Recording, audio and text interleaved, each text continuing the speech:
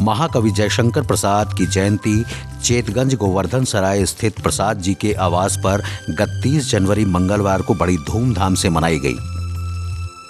इस अवसर पर प्रसाद जी की कृतियों की प्रदर्शनी भी लगाई गई थी। जयशंकर प्रसाद के छाया चित्रों को नवोदित चित्रकारों ने अपनी तूलिका से नया रूप दिया, जो कि प्रदर्शनी का विशेष आकर्षण था।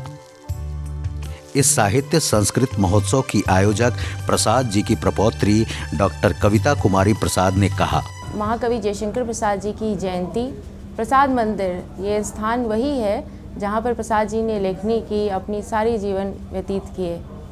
ये इस समारोह में हम जो है भातखंडे संस्कृति विश्वविद्यालय लखनऊ से कुछ कलाकार और गुरुजन पधारे हैं, जो प्रसाद के गीतों पर गायन और नृत्य, बच्चियां आई हैं जो नृत्य का प्रदर्शन करेंगी।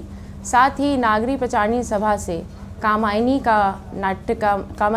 काव्य का नाट्य मंचन होगा, जो विमर्श शुक्ला द्वारा जी निर्देशित है।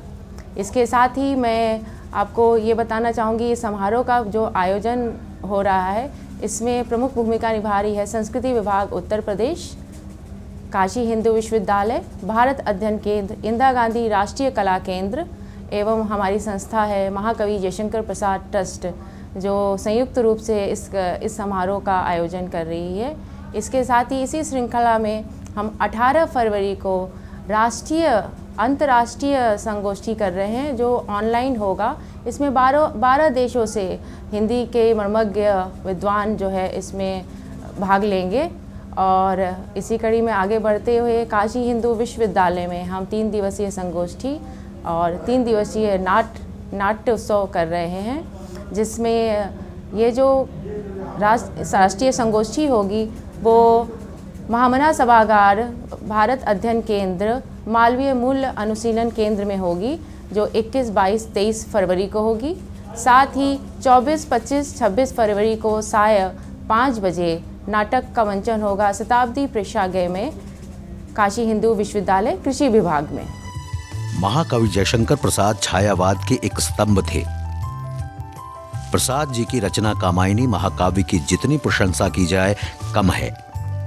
महात्मा गांधी काशी विद्यापीठ के कुलपति प्रोफेसर आनंद कुमार त्यागी ने जयशंकर प्रसाद के साहित्य लेखन पर अपने विचार व्यक्त करते हुए बताया, देखिए, जयशंकर प्रसाद जी भारतवर्ष के छायावाद के एक बहुत ही प्रशस्त सितारे हैं। उन्होंने भारतीय साहित्य को उनकी विभिन्न जो भाषाएं हैं उसमें खड़ी बोली है, या जो आज का हिंदी का स्वरूप है, वो सीधे सीधे परिलक्षित होता है।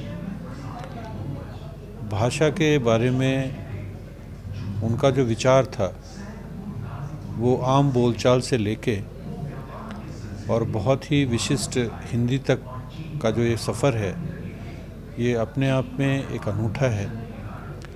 इसके साथ ही साथ भावों के जो संप्रेषण की शक्ति जयशंकर प्रसाद जी में मिलती है, वो संभवतः बहुत दुर्लभ चीज़ होती थी। एक प्रमुख कहानी के साथ साथ उसके पीछे दूसरी कहानी चलती है। छायावाद का यही एक बेसिक सिद्धांत भी है, और उन साथ में दोनों कहानियों के बीच में समन्वय एक बहुत ही सुंदर कृतित्व उनके लगभग सभी उसमें मिलता है। इसके साथ ही साथ उनके जो ऐतिहासिक नाटक हैं, समुद्रगुप्त या दूसरे इस तरह के नाटक हैं, उनमें भी भारतीय तत्कालिक पृष्ठभूमि का जो दिग्दर्शन हुआ है वो निसंदेह अपने आप में बहुत ही प्रशंसनीय है। साथ ही साथ भारतीयता का अद्भुत स्वरूप, भारतीय संस्कृति का एक बहुत ही सुंदर समन्वय, जैसे उनकी कहानी है ममता, उसी में देखिए कि कैसे उन्होंने गुप्तकालीन और उसके बाद बौद्धों द्वारा किए गए निर्माण और आदि सब का जो सुंदर वर्णन किया है, वो पात्रों को और सशक्त बनाता है। इसके साथ ही साथ तात्कालिक भारतीय परिवेश को भी दिग्दर्शित करता है, सामाजिक व्यवस्था को भी दिग्दर्शित करता है।